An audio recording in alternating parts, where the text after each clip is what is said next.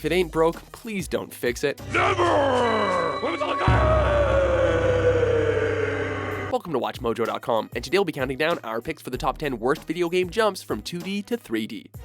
I can't believe I'm back here again. For this list, we'll be looking at those games that we wish developers would have left as is. When people say that 2D is better than 3D, it's probably because they've been emotionally scarred by one of these titles.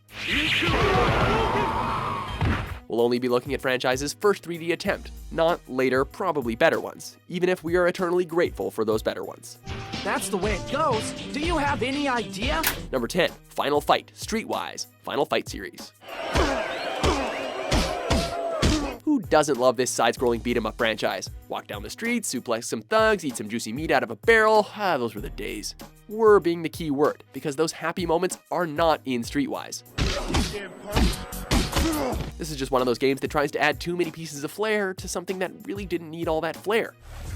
Damn it, Kyle! What the hell happened to your focus? Upgradable moves, minigames, side missions, earning money. Wait, is that Cammy? Seriously, Capcom? All we needed was thugs and barrel meat.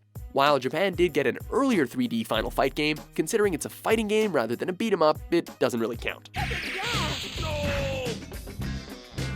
Poison win! Number 9, Worms 3D, Worms.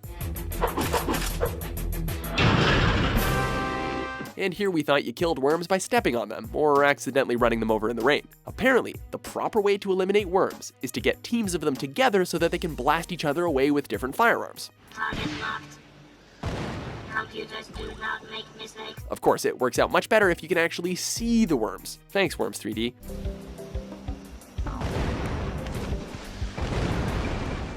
The main objective, kill those wormy bastards, stayed the same in the 3D version, thankfully, but the execution wasn't the greatest, since the camera would often lose focus on the worm in question. In a game where you take turns trying to kill each other, sight is kind of important.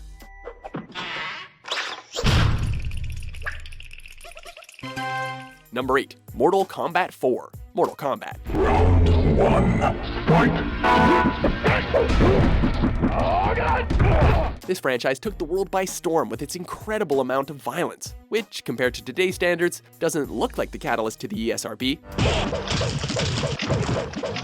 But take our word for it, Mortal Kombat, when it came out, was newsworthy with its intense gore, so you can imagine the hype for the 3D installment. And this is the kind of violence that critics are pretty worried about. Better graphics, new fatalities, more blood, and what the hell is going on here? It turns out that the transition to 3D wasn't as great as fans hoped, and it took until 2011 to get the series back on track. Choppy gameplay, comical blood gushers, the edginess of said blood splattering on the screen, ooh, and that voice acting. The Lin Kuei may have been responsible for your murder, but your family's true killer still remains free. If you are not the murderer, then who is? Ooh, toss it in the pit. Number 7, Megaman X7, Megaman X. Can you hear me, Zero? Can you hear me, Zero? Can you hear me, Zero? Every Mega Man fan has that one game that made them think maybe the series is getting a bit too long. That game isn't X7. Oh, here it comes. So I'll be seeing ya. The series was getting way too long way before X7, but the games before it were still fun in their own way. Somebody please tell me I'm through with the worst of it. X7 was an attempt to revitalize the series with the introduction of 3D, and it failed, miserably. Switching from 2D to 3D was a chore that forced gamers to go from unspectacular 2D sections to crappy 3D ones. X7 was so dismal that the lead character, you know, the guy on the box, had conveniently retired in the game, making him unplayable. He removed himself from the front lines and instead worked to achieve more peaceful solutions. Number 6, Golden Axe, Beast Rider, Golden Axe. Son of a... Can they please stop messing with the side-scrolling beat-em-ups? We just want to hit people. Why is that so hard? Oh, and in this case, ride on the top of ferocious creatures. We want that too. Beast Rider tries to keep the elements of the original intact, but in the end, you'd rather be playing the original, which, if you were patient, was made available on the Virtual Console a year later. Nothing about Beast Rider worked. The music was boring. The controls were bad. Hit detection had an issue and you didn't really care about the story. Great Lord, your servant beseeches you. Find her worthy. Even riding the beasts, the thing the game is named after, was more laborious than fun.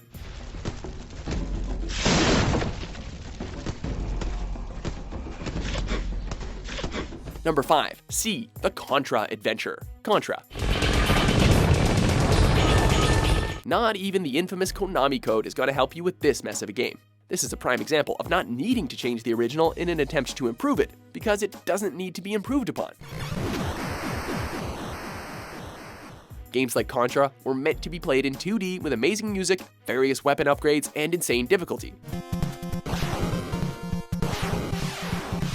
While we can get behind the 2D sections of Contra Adventure, you know what, actually no we can't. We can't because they feel like an inferior version to the run-and-gun classic, and the 3D third-person shooter sections add spread gun to injury. Number 4. Prince of Persia 3D. Prince of Persia. This must have been some kind of mistake, because Sands of Time is a wonderful game. It took a computer game that you essentially had to speedrun, you only had an hour to beat it, and turned it into a phenomenal adventure series. How could this possibly be on the list? Oh, we're not actually talking about Sands of Time, are we? Do you think I felt regret as I gazed upon the destruction we had wrought? Apparently, there was a game before that, so let's take a look. Oh, now we see why it's on the list. This probably isn't the game people wanted from the groundbreaking franchise, especially since it had been over 6 years since the Prince of Persia game had been released.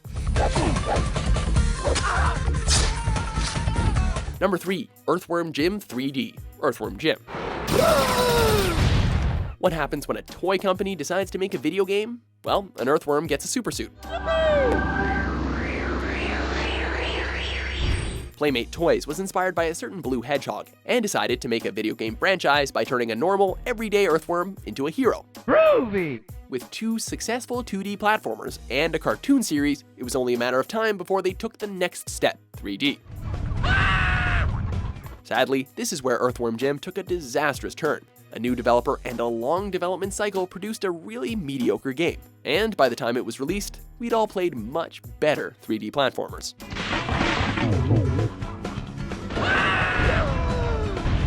Number 2. Castlevania 64. Castlevania. We wonder if this was foreshadowing to what lied ahead for the franchise. Granted, we did get a pretty cool 3D iteration later, but in the late 90s, our N64s were deeply offended that this was the very first attempt at a 3D Castlevania. After choosing between Carrie, an orphan with magical powers, and Reinhardt, an heir to the Belmont clan, you set off on a truly lackluster adventure full of dull backgrounds, really frustrating gameplay, a soundtrack that pales in comparison to the original ones, and what are those, Ghost Rider fanatics? Before we end our downward spiral of failed 3D attempts, let's take a look at some honorable, or in this case, dishonorable mentions.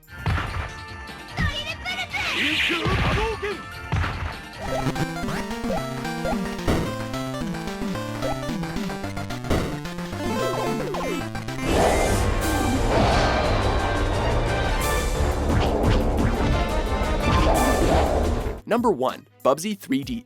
Bubsy. To be perfectly honest, the 2D versions of the series weren't all that great to begin with. If you could deal with the screen not showing what was up ahead and dying from pretty much everything, maybe you'd have fun. However, if you're curious about the series, do not touch the 3D game. I wonder if there's any extra lives up there. Its visuals look like something out of MS Paint, and its controls they're just a joke. And you can't even use the excuse of new technology when great 3D games like Super Mario 64 and Crash Bandicoot were released before the Bobcats 3D disaster. What could possibly go wrong? Everything, Bubsy. Everything. Stupid is as stupid does. Do you agree with our list? The good guys won. Which 2D turned 3D games should have stuck with their 2D roots? For more top 10s published every day, be sure to subscribe to WatchMojo.com. I'm serious! It would be a perfect chance to make up for my wrongdoing.